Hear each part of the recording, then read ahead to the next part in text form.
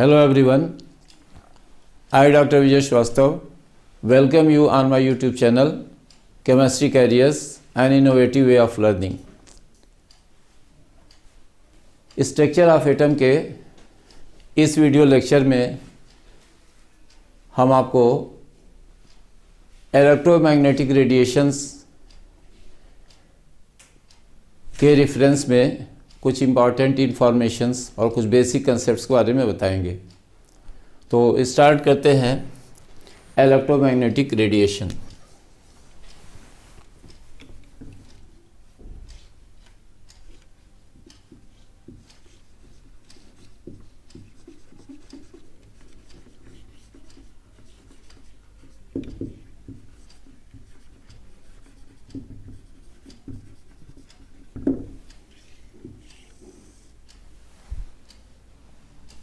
तो electromagnetic radiation के बारे में बताने से पहले हम आपसे थोड़ा सा बेसिक कंसेप्ट के बारे में बात करेंगे। सबसे पहले थोड़ी सी बात करते हैं वेव्स की। तो वेव्स हम जानते हैं कि टू टाइप्स की होती है, मैकेनिकल वेव्स और दूसरी इलेक्ट्रोमैग्नेटिक वेव्स।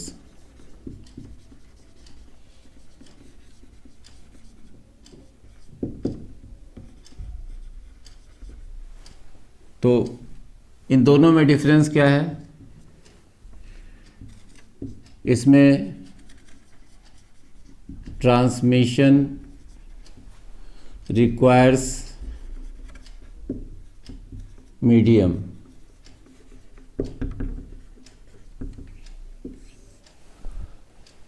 और electromagnetic waves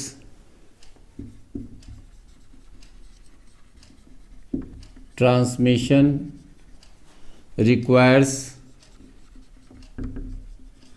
no medium.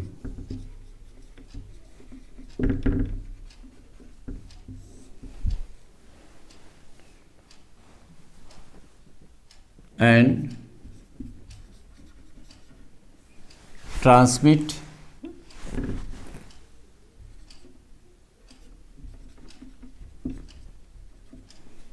by oscillation of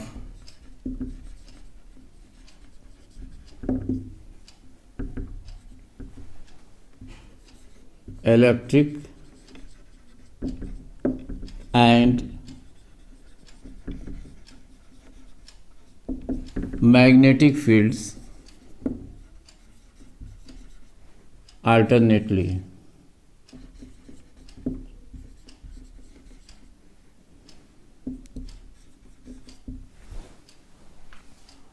तो ये बताया हमने कि जो वेव्स होती हैं वो टू टाइप्स की होती हैं, मैकेनिकल वेव्स और electromagnetic waves.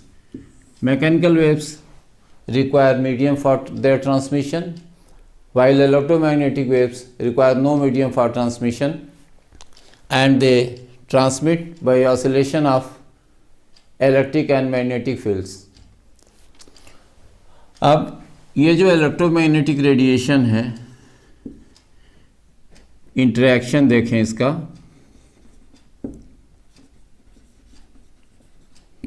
Interaction with matter,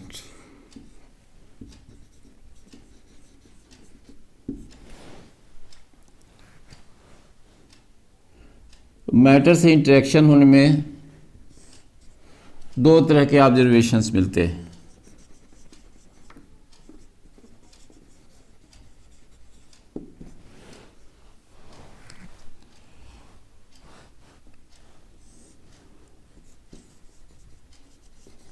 dual character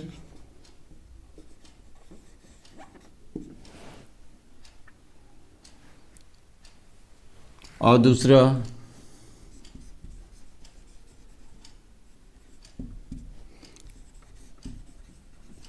atomic spectra of atoms and these can be explained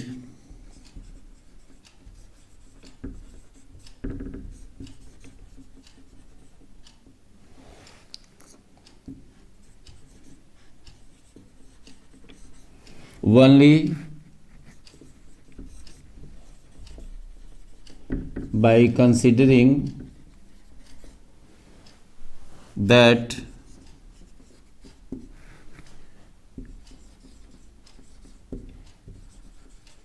electronic energy levels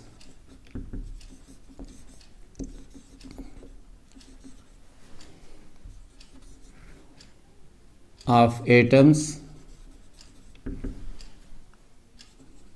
are quantized.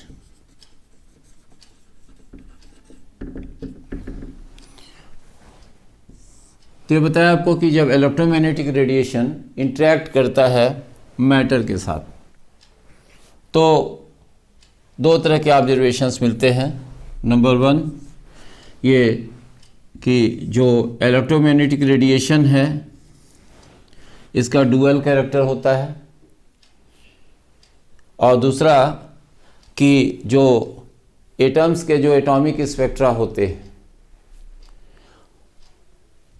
उनका एक्सप्लेनेशन केवल इस बात को कंसीडर करने से हम कर पाते हैं कि एटम्स में जो एटॉमिक एनर्जी ये इलेक्ट्रॉनिक एनर्जी लेवल्स होते हैं वो क्वांटाइज्ड होते हैं।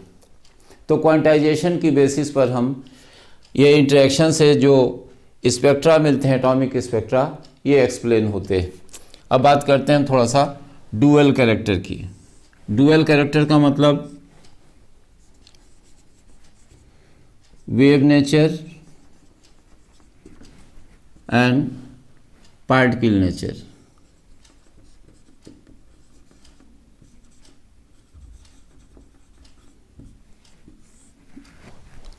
अब पहले बात थोड़ा सा हम कर रहे हैं पार्टिकल नेचर की। तो ये जो इलेक्ट्रोमैग्नेटिक वेव्स या हम यहाँ कह सकते हैं इनको आर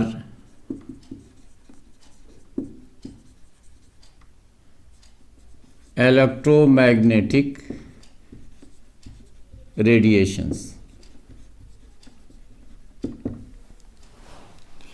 तो ये जो पार्टिकल नेचर की बात कर रहे हैं उसके बारे में बताएं आपको कि इनिशियली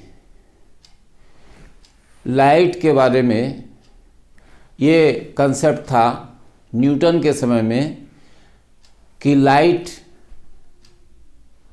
मटेरियल पार्टिकल से मिलकर बना हुआ है। यानी न्यूटन ने कॉर्पस्कुलर थियरी दिया था जिसकी बेस पर उन्होंने इस रेडिएशन की दो कैरेक्टरिस्टिक्स को एक्सप्लेन किया, एक रिफ्लेक्शन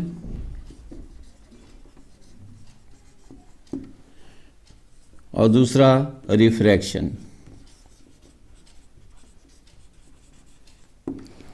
तो ये दो कैरेक्टरिस्टिक्स ली लाइट की और इनका एक्सप्लेनेशन न्यूटन ने दिया। इसको हम मेंशन कर रहे हैं एक्सप्लेन्ड बाय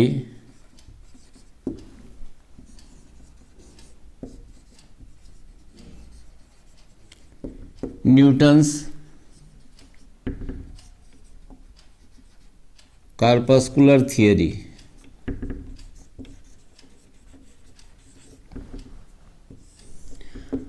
तो न्यूटन की कॉर्पस्कुलर थियरी से इसका एक्सप्लेनेशन हुआ।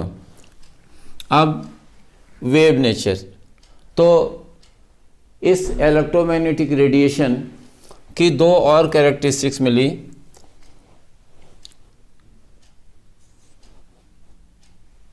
डिफ्रैक्शन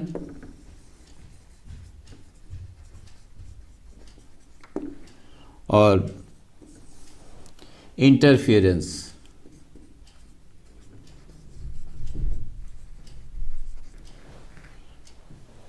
इन दो कैरेक्टरिस्टिक्स का एक्सप्लेनेशन हाइजन ने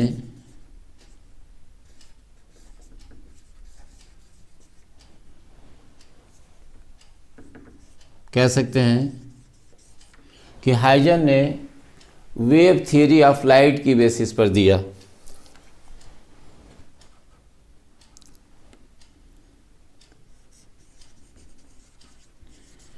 तो explained bye Huygens based on wave theory of light.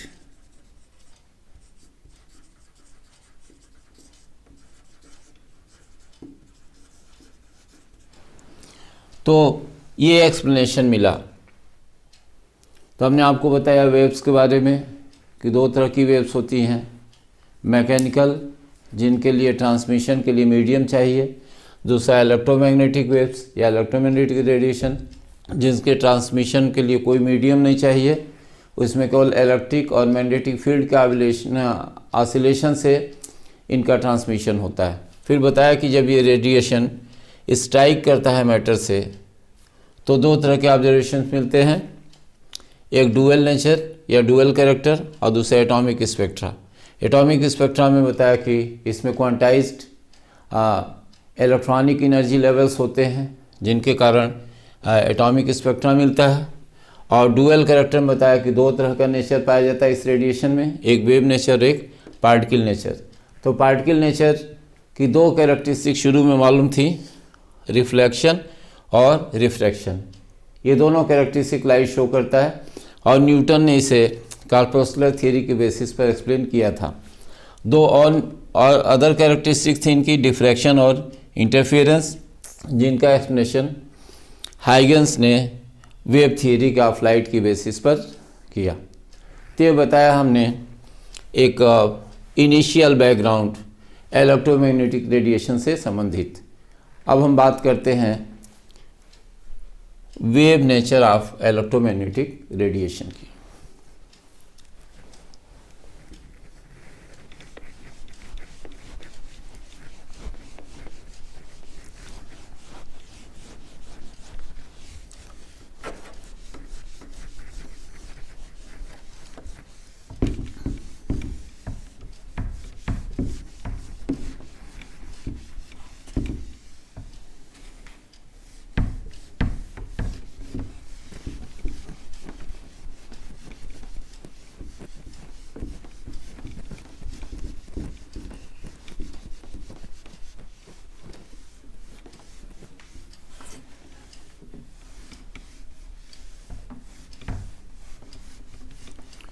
तो wave nature of electromagnetic radiation.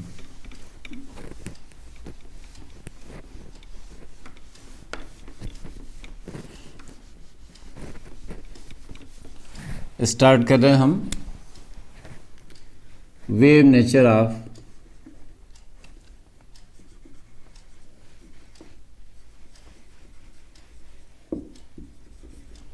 Electromagnetic radiation.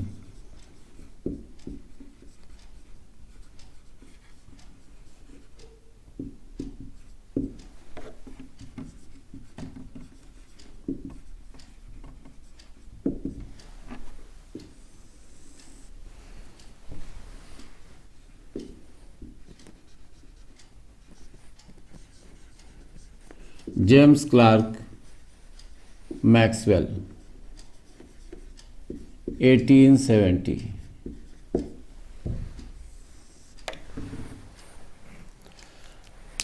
तो मैक्सवेल ने ये बताया कि जब रेडिएशन का इंटरेक्शन इलेक्ट्रिक और मैग्नेटिक फील्ड से होता है तो क्या होता है। इस रेफरेंस में उन्होंने बताया कि जब कोई चार्ज पार्टिकल एक्सीलरेट होता है अपने पाथ पर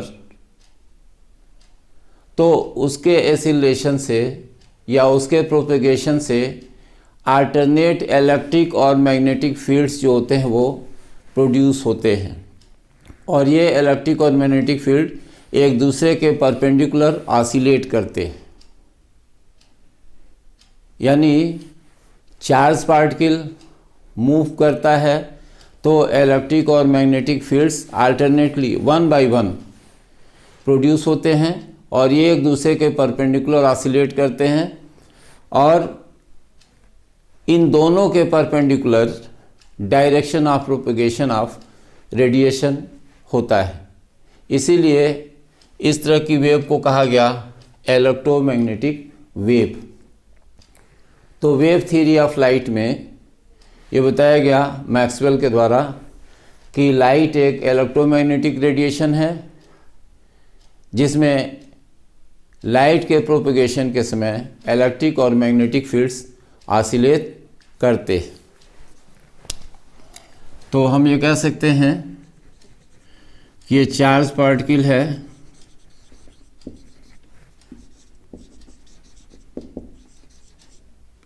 और हम यह बताएं कि अगर इसका मोशन,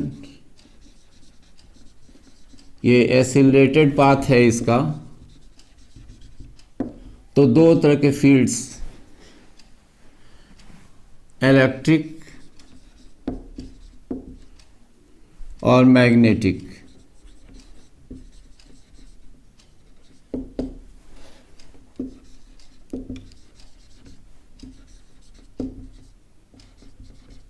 ये दोनों फील्ड प्रोड्यूस होते हैं और ये दोनों फील्ड जो होते हैं एक दूसरे के परपेंडिकुलर ऑसिलेट करते हैं।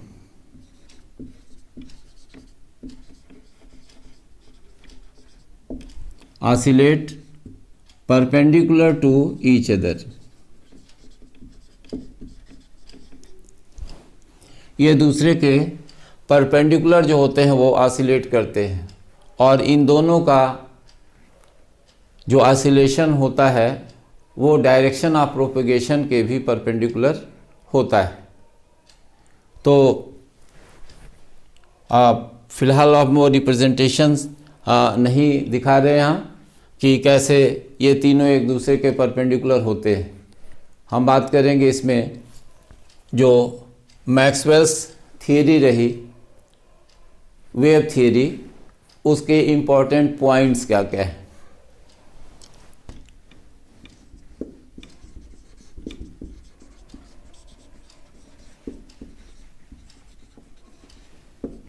Important points of Maxwell's theory.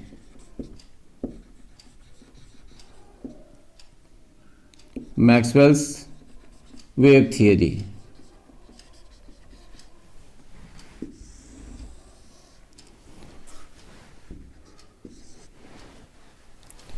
Number 1, electromagnetic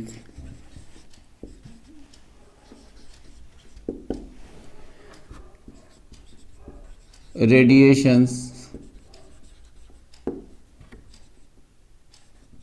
are emitted and absorbed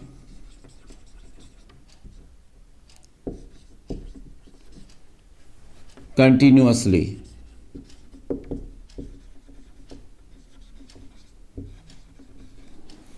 तो इलेक्ट्रोमैग्नेटिक रेडिएशंस का एमिशन और एब्जॉर्प्शन ये कंटिन्यूअस होता है। Number 2,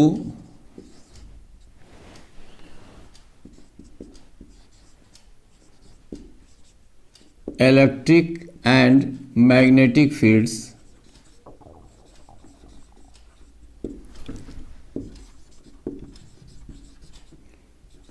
oscillate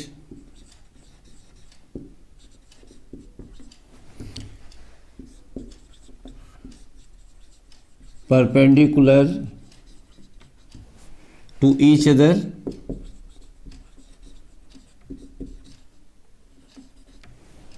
and also perpendicular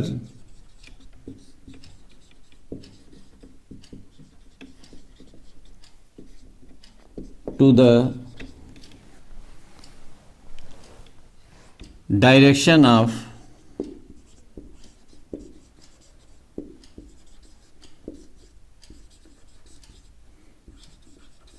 propagation of radiation.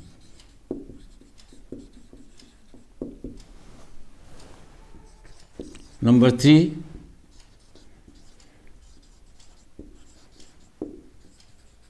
no medium is needed for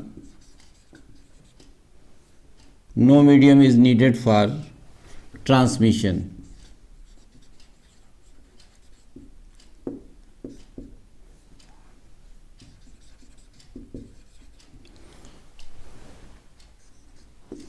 And number 4,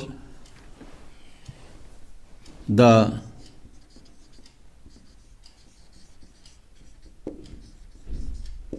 velocity of radiation is 3 into 10 to the power 8 metre per second. ये 4 important points Maxwell's wave theory के रहे, electromagnetic wave theory के। पहला, electromagnetic radiations का emission और absorption continuous होता है। Electromagnetic radiations जब ट्रेवल करती हैं तो उनमें अल्टरनेटली इलेक्ट्रिक और मैग्नेटिक फील्ड ऑसिलेट करते हैं। ये दोनों एक दूसरे के परपेंडिकुलर होते हैं और ये डायरेक्शन ऑफ प्रोपेगेशन के भी परपेंडिकुलर होते हैं, यानी direction of propagation electric field और मैग्नेटिक फील्ड म्यूचुअली परपेंडिकुलर होते हैं। उसके बाद से बताया कि इनके ट्रांसमिशन के लिए किसी मीडियम की रिक्वायरमेंट नहीं है, मीडियम नहीं चाहिए ट्रांसमिशन के लिए, और जो वेलोसिटी होती है रेडिएशन की वो 3 into 10 to the power 8 metre per second होती है। तो ये कुछ इम्पोर्टेंट कैरेक्टरिस्टिक बताएं। इसके बाद जो इलेक्ट्रोमैग्नेटिक रेडिएशंस होते हैं वो डिफरेंट टाइप्स के होते हैं।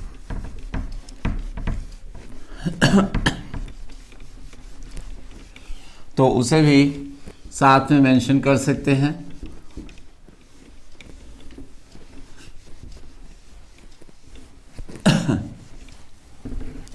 पॉइंट नंबर 5 के रूप में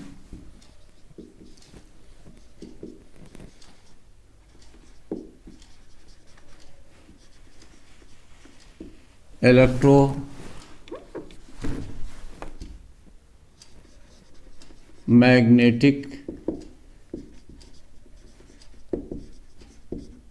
radiations are of different types.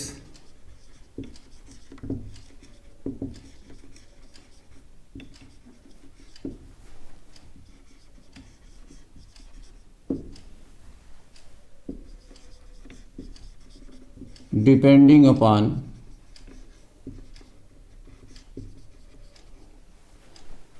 frequency and wavelength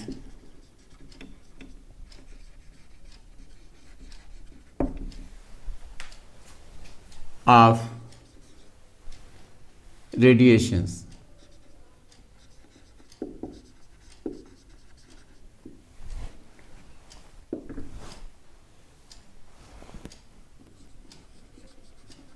When these are arranged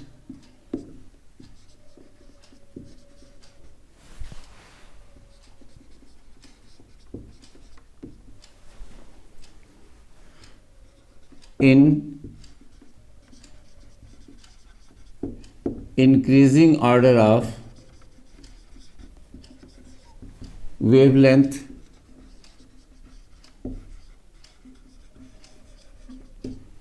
or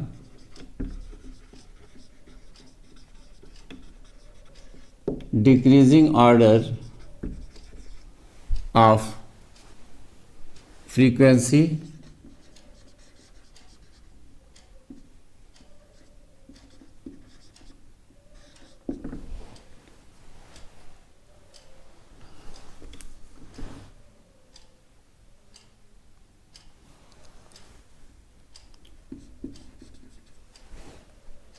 the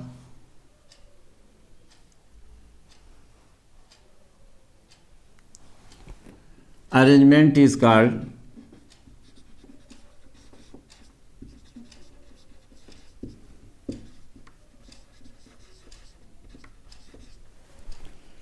electromagnetic the arrangement is called electromagnetic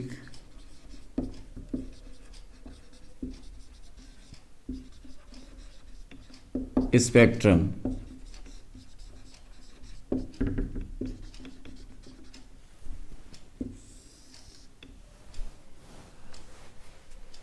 तो ये बताया हमने important points electromagnetic wave theory of radiation जो मैक्सवेल ने दिया था। अब इसमें जो बात आई है इलेक्ट्रोमैग्नेटिक रेडिएशंस की, ये जो डिफरेंट टाइप्स के होते हैं वेवलेंथ और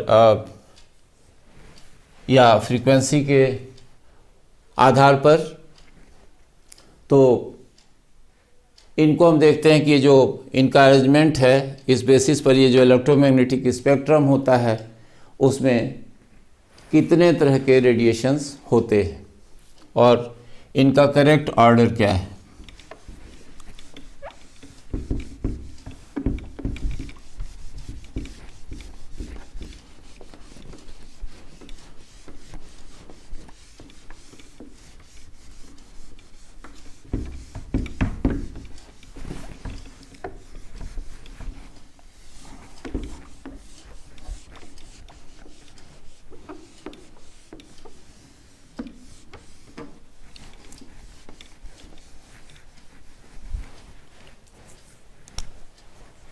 तो जो ऑर्डर है इसमें देखते हैं, सबसे पहले यहाँ हम मेंशन कर रहे हैं फ्रीक्वेंसी और decreasing order,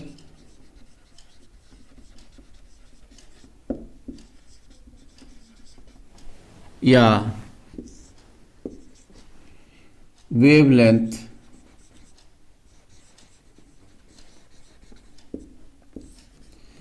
increasing order.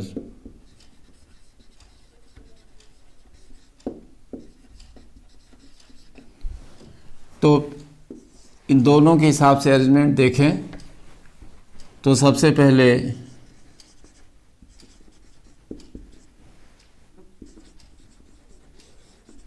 Cosmic rays, उसके बाद से गामा रेज, फिर एक्स रेज, फिर अल्ट्रावायलेट रेज, फिर विजिबल रीजन,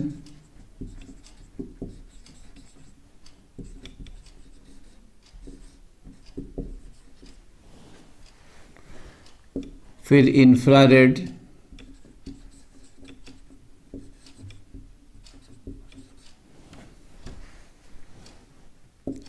फिर माइक्रोवेव,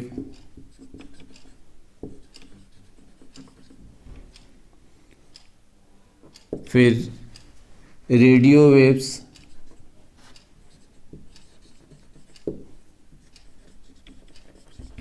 और finally long radio waves.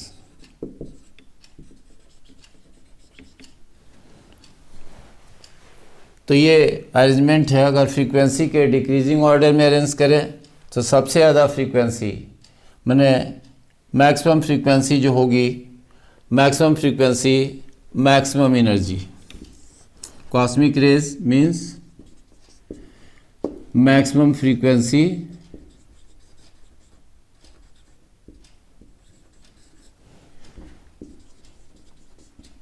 Maximum energy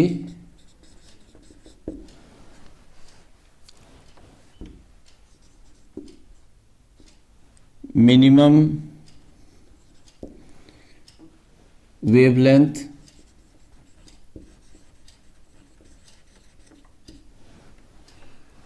highly penetrating.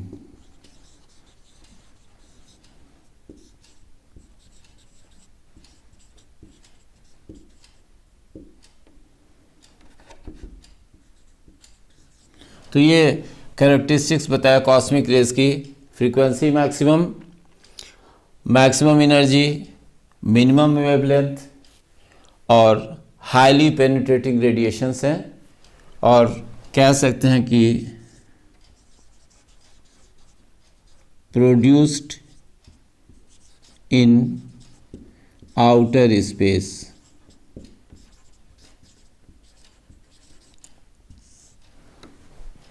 ये कैरेक्टरिस्टिक्स बताया।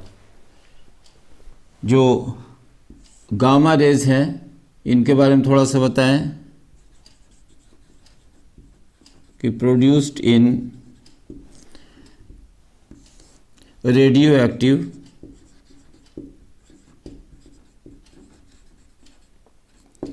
Disintegration.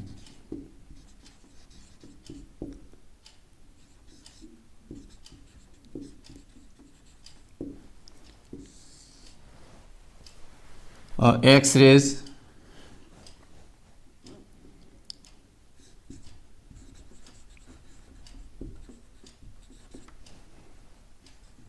produced in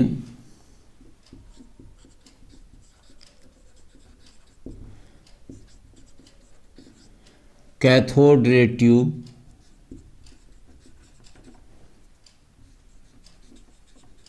when cathode rays strike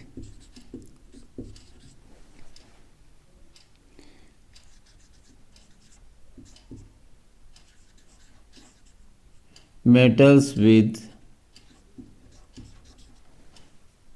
high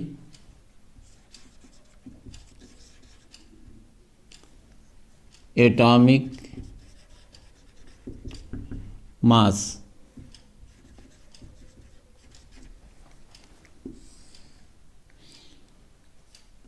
metals with high atomic mass।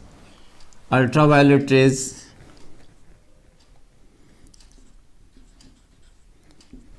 sun radiation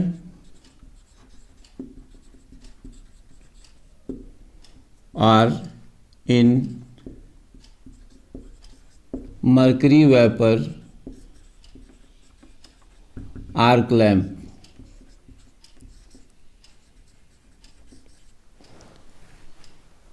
visible region means Vibgyor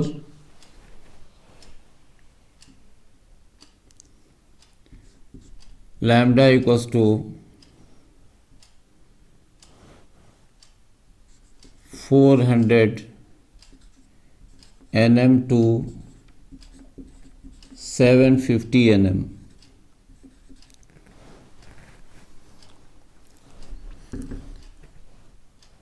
sensitive to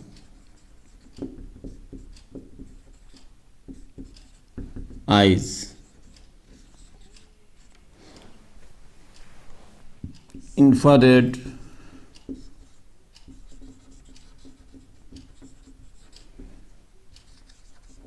produced by hot bodies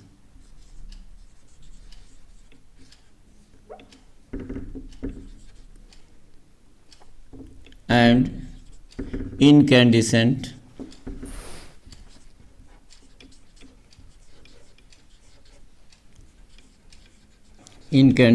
objects। VIBGYOR sensitive in बता सकते हैं in suns radiation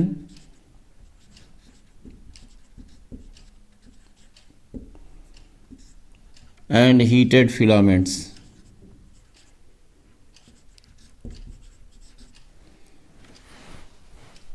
या heart कह सकते हैं इसको थोड़ा, heart filaments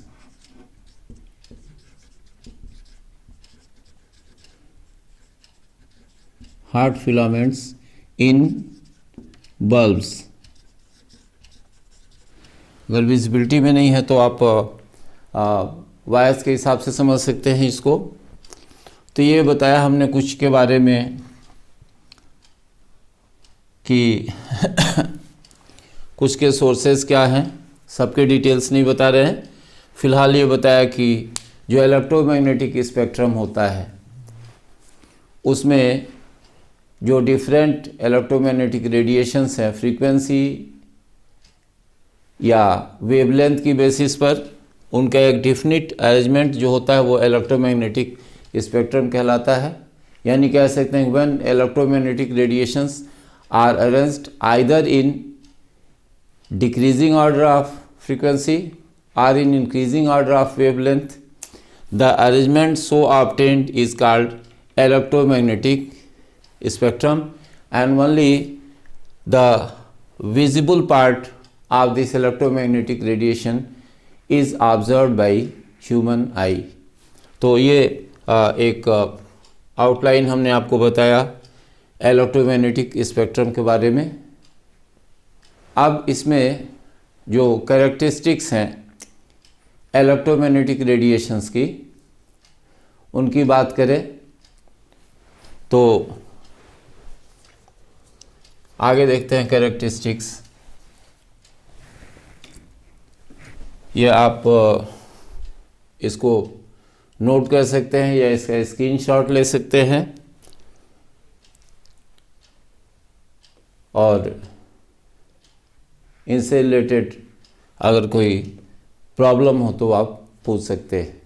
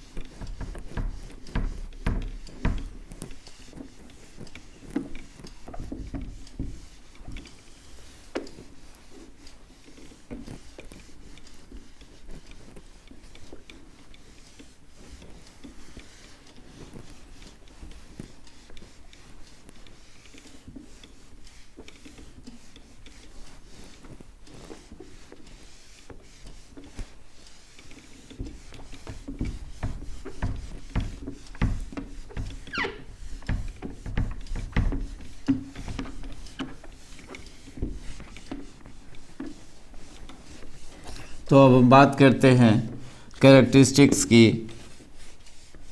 कि या जो इलेक्ट्रोमैग्नेटिक वेव्स हैं इनसे रिलेटेड कुछ टर्म्स की। तो वन बाय वन हम देखते हैं इसमें।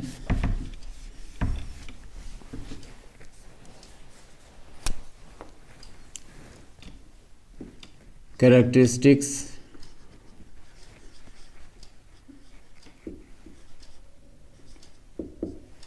और टर्म्स, इनकी बात कर रहे हैं। तो सबसे पहले बात करें इसमें हम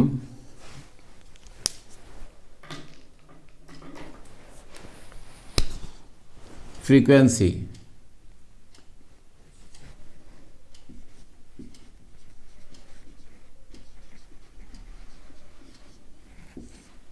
जिसे हम न्यू से रिप्रेजेंट करते हैं। तो number of waves passing through a point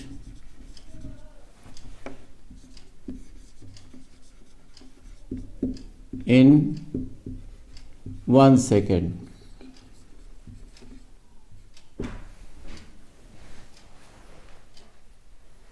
तो कितनी वेव्स वो 1 सेकेंड में किसी पॉइंट से पास होती हैं वो फ्रीक्वेंसी कहलाती है। नंबर 2 है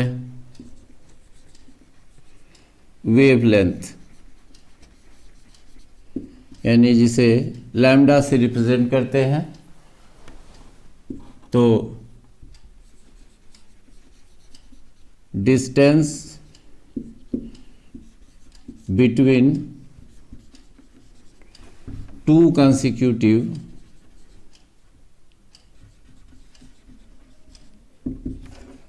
crests are throws.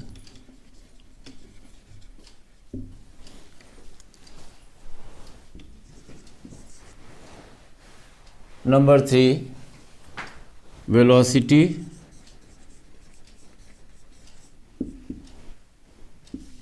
represented by c, and c equals to nu into lambda.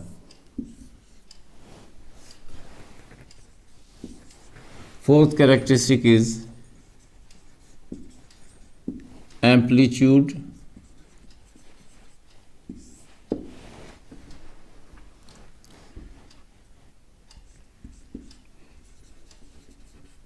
maximum oscillation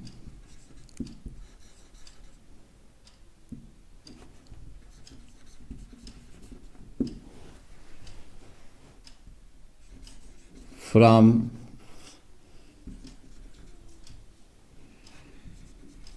mean position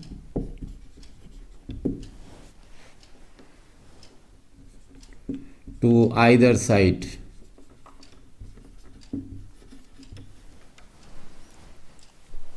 And number 5th is wave number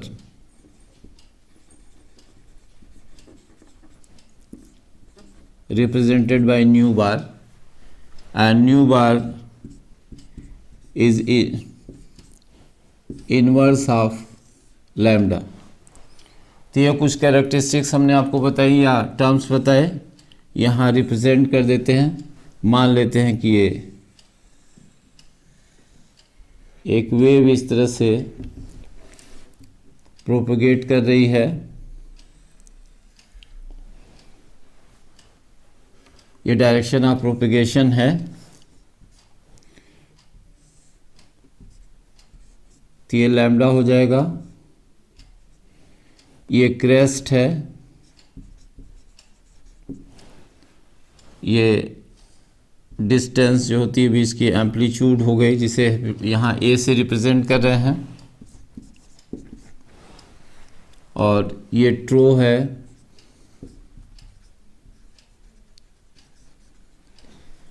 तो ये डिस्टेंस भी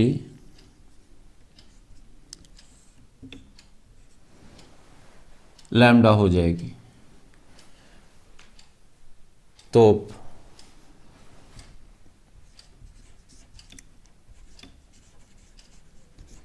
रिप्रेजेंटेशन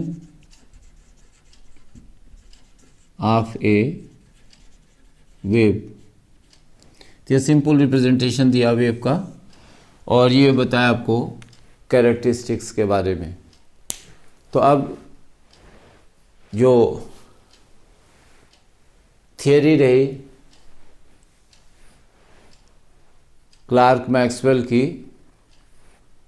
उसने बहुत सारे कैरेक्टरिस्टिक्स को एक्सप्लेन किया इलेक्ट्रोमैग्नेटिक रेडिएशन की, और ये माना गया उसमें कि जो रेडिएशन है वो वेव के फॉर्म में चलता है।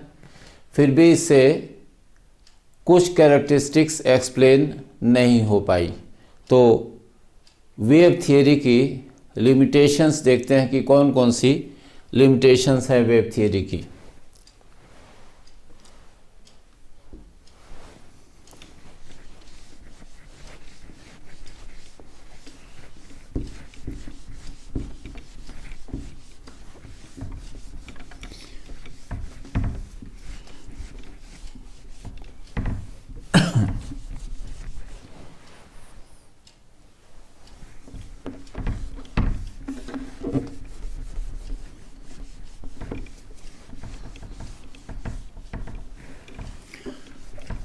तो रेडिएशन से रिलेटेड बहुत से ऑब्जर्व्ड फैक्ट्स रहे जो कि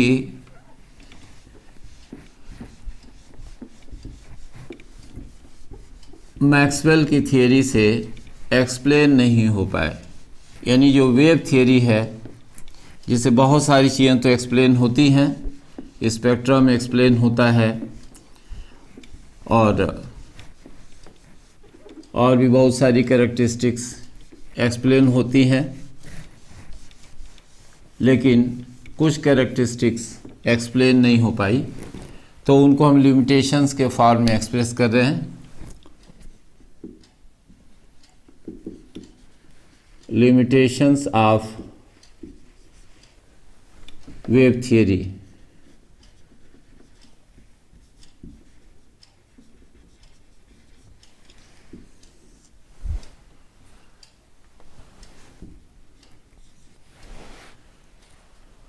तो सबसे पहला लिमिटेशन है ब्लैक बॉडी रेडिएशन।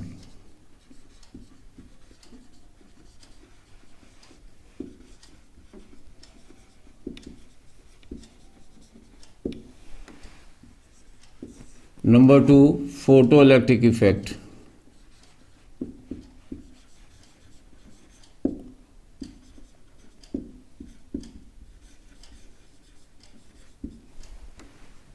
नंबर 3,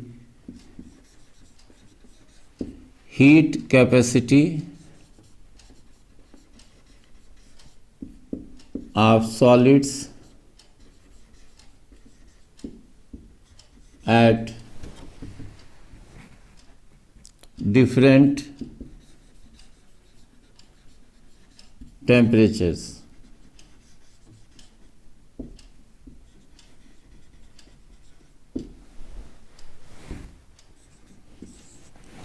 यानी variation of heat capacity of solid with temperature. और 4th, लाइन स्पेक्ट्रम। तो ये कुछ इम्पॉर्टेंट कैरेक्टरिस्टिक्स रही जो कि एक्सप्लेन नहीं हो पाई, इन्हें हम कहते हैं लिमिटेशंस ऑफ वेव थियरी। तो इनके बारे में हम बात करेंगे नेक्स्ट वीडियो लेक्चर में। आज के इस लेक्चर में इतना ही। आप वीडियोस देखते रहें, बीच में कुछ प्रॉब्लम्स या कुछ हिंड्रेंस की वजह से वीडियोस अपलोड करने में इरेगुलरिटीज़ हो रही हैं। हम कोशिश कर रहे हैं कि हम इनको रेगुलरली अपलोड करें ताकि आप चीज़ों को ठीक से रेगुलर मैनर में पढ़ सकें। तो इनकन्वीनियंस के लिए सॉरी। आप वीडियोस देखते रहें, अपने कमेंट्स मेंशन करते रहिए, अपनी ओपिनियन कमेंट्स के माध्यम से ज़रूर दीजिए और हमारे चैनल को लाइक, सब्सक्राइब और शेयर कीजिए। Many thanks.